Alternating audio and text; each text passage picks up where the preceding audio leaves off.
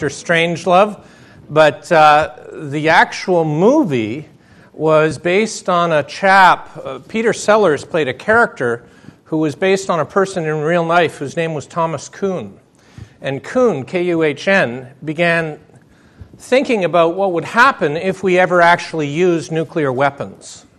And he began developing what he asked a friend of his, what should I call these? A friend of his was in Hollywood, and he said, well, we call these plots scenarios. And that's how we got scenario planning and strategic planning that Rohit referred to. And this character, which is so objectionable, is based on Kuhn's work because Kuhn, a journalist said, was thinking the unthinkable. In other words, it was so morally reprehensible to think about nuclear winter, to think about a nuclear exchange. You just can't think about it. But then you're stuck in that first stage of denial where we won't actually do anything because thinking the unthinkable itself is so objectionable. So when Rohit said, don't react to this, don't deny it, don't object to it morally, just begin to think about it. So this movie was based on thinking the unthinkable. And in fact, when Kuhn heard this journalist characterizing his work, he liked it so much, he said, that's what I must call my next book, Thinking the Unthinkable. And it was not that he liked nuclear war.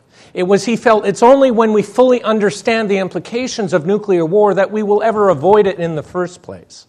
And so it is with peak oil. And so it is with airline travel. And so it is with the profound changes that can occur to our industry. It's only when we embrace them as opposed to morally reject them because they're so objectionable at a gut level that we'll begin to actually do something about it. You know, Albert Einstein, not only did he say, holy crap, I'm out of time, he said, we cannot solve a problem with the same level of thinking that we were at when we got into the problem in the first place. Now, the truck people on the pier didn't quite understand that. They just felt that if they applied bigger trucks, it would solve their problems, right? But no, we actually have to change how we see and how we think about the problems that we're facing. This is China. This is a beautiful day in China. Here's another day to work in China. In fact, you can't breathe some days in China. The smog is so thick. And so in some ways, China is trading material wealth for ecological poverty. And that can't go on forever. I mean, we are reaching the break point on so many things. You think smog days are bad in Toronto. Try Shanghai. The other thing which we think about is we continually looking for new supply, which is the wrong way to look at it. You know, as a cab industry, the Crown Victoria Ford gets 14 miles to the gallon, whereas my Prius gets over 52. And if every car in North America got the same mileage as a Prius, there would be no oil imports into any of North America. So the greatest source of energy is inefficiency. But we don't think of efficiency as an energy source. It requires a fundamental shift in the way we think. I was at NSA. I'm no longer a member of NSA, but early in my career I was. And I was down in 95 at, I think it was Minneapolis then. And Andy Grove was invited to speak for 15 minutes. Now, as an executive of a multi-billion-dollar industry, there was no way he was going to fly all the way up to Minneapolis for a 15-minute speech. So he appeared to us by teleconference. That's back in 95. Now, it only took 15 minutes out of his schedule, and today you can do that from your desktop. So how, you know, these remote meetings that Rohit began to talk about, how will they impact our industry? We can significantly add value without a carbon footprint with this and have a profound impact. I mean, it was an honor to have, the head of Intel speak to us at that 95 conference. My mother-in-law, who I told you yesterday, had breast cancer. When we found out she had breast cancer, my wife and I, what did we do? We bought her a laptop. Why? Because all the studies show that when you're more engaged in your recovery as a patient, when you feel empowered and in control, you heal better. It changes your actual mentality about how you see the illness. She at times knew no more about new drugs than her doctor. His response? Get mad at her.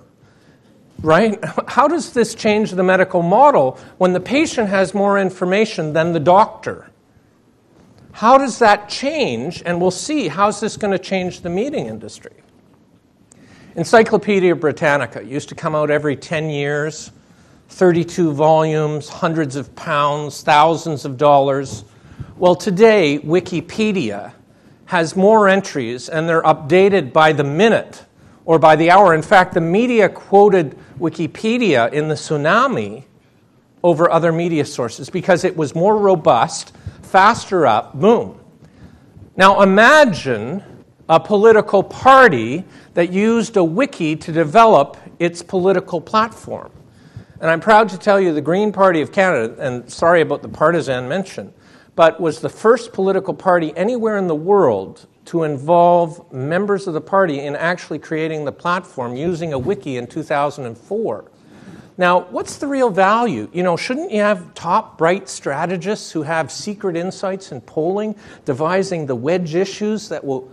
This is a grassroots involvement. No involvement, no commitment. The 60,000 people who were involved in that platform development were galvanized and became ambassadors of that platform, which created this grassroots movement. Lorenzo's Oil. Anybody seen the movie with Nick Nolte?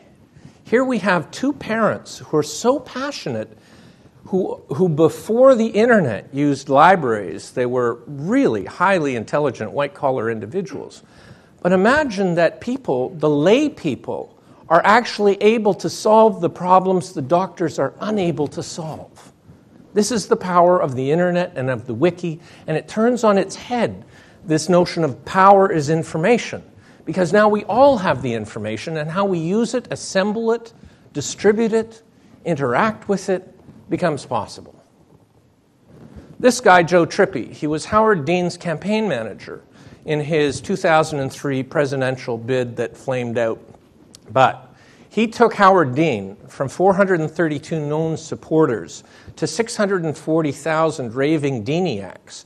He raised more money than any Democrat had ever raised in the history of the U.S., including Clinton while he was a sitting president running for re-election. They raised $15.7 million in a single quarter. The most ever had been Clinton at 10.5.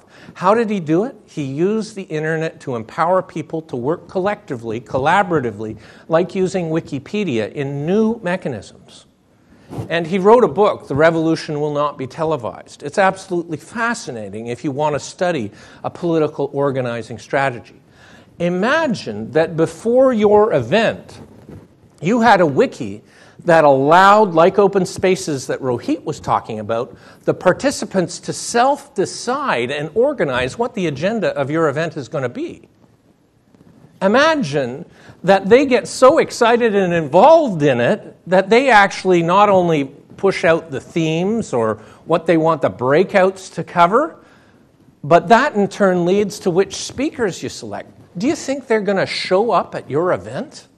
They were involved in the design at the grassroots level beforehand. You've got to believe they're going to get excited. The one and two things, number one and two always, into why do people come to meetings are the content and the networking.